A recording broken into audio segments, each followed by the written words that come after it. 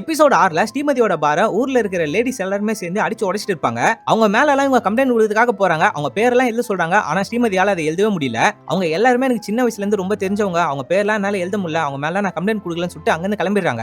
வீட்டுக்கு வந்த ஸ்ரீமதி என்னை விட்டு எல்லாமே போயிடுச்சுன்னு சொல்லி ரொம்ப ஃபீல் பண்ணி அழுகுறாங்க. அவங்க அம்மா தான் கொஞ்சம் மோட்டிவேஷனா பேசுறாங்க. இந்த பிரச்சனை நீ தான் ஃபேஸ் பண்ணி ஆகணும், உன்னால முடியும்னு சொல்லி ரொம்ப தன்னம்பிக்கையா பேசுறாங்க. ஊர்ல இருக்க மொத்த லேடிஸையும் வர வச்சு உங்களுக்கான பிரச்சனையை சொல்லுங்க, நான் அதுக்கான சொல்யூஷன் கொடுக்குறேன்னு சொல்லி பேசுறாங்க. வீட்டுல காசே கொடுக்கறது இல்ல, மொத்த காசுமே குடிச்சிடறாரு. என்ன கேட்டா வேற அதுக்கு பயங்கரமா அடிக்கிறாரு. குடிச்சிட்டு வந்தாலும் அவருக்கு வண்டி ஓட்ட தெரியாம ஓட்டி அவர் வருவாரா இல்லையானே எனக்கு தினமும் பயத்தோடய இருக்கிறேன்னு ஒருத்தரும் ஒரு ரீசன் சொல்றாங்க. என்னோட பாருக்கு சில ரூல்ஸ் நான் போட போறேன், அதை போட்டதுக்கு அப்புறம் இந்த எந்த பிரச்சனையுமே வராதுன்னு இவங்களும் கொஞ்சம் நம்பிக்கையா சொல்றாங்க. அங்க இருக்க லேடிஸ் இதெல்லாம் ஒத்துக்கிட்டு அங்க போறாங்க. 1 ஹவருக்கு 2 பேக் சரக்கு மட்டும் தான் கொடுக்கப்படும், யாரும் சண்டை போட கூடாது, கம்பல்சரி நாங்க கூட்டு போற வண்டியில மட்டும் தான் நீங்க எல்லாருமே போகணும்னு சொல்லி அந்த ரூல்ஸ்லயும் போட்டுருக்காங்க. ரூல்ஸ் போட்டதுக்கு அப்புறம் எந்த பிரச்சனையுமே இல்லாம நல்லா தான் போயிட்டு இருக்கு. ஆனா அவங்க எதிர்பார்த்த அளவுக்கு கல்லா கட்ட மாட்டுது. ஸ்ரீமதியோட ஸ்கூல் கிரஷும் இவங்க கிட்ட வந்து ப்ரப்போஸ் பண்றாரு. இவங்களும் ஓகே சொல்றாங்க.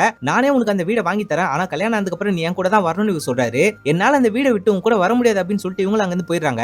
இன்னும் 2 மாசம் தான் டைம் இருக்கு, அதுக்குள்ள 38 லட்சத்தை ரெடி பண்ணனா இந்த ரூல்ஸ் எல்லாம் போட்டா வேலைக்கு ஆகுதுமான்னு சொல்லி இவரும் பேசுறாரு. ரூல்ஸை என்னால மாத்த முடியாது, கூட்டம் அதிகமா வந்தா நம்மளுக்கு பிசினஸ் கொஞ்சம் நல்லா நடக்கும்னு நினைக்கிறேன்னு இவங்க சொல்றாங்க.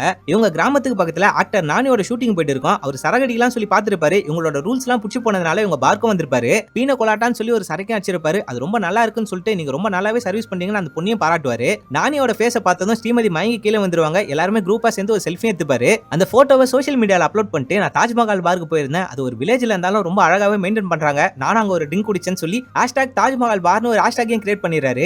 இந்த விஷயம் மீடியா ஃபுல்லா பயங்கரமா பரவி போனதுனால இவங்களோட பார்க்கு ஏகப்பட்ட கூட்டம் வர ஆரம்பிச்சிட்டாங்க.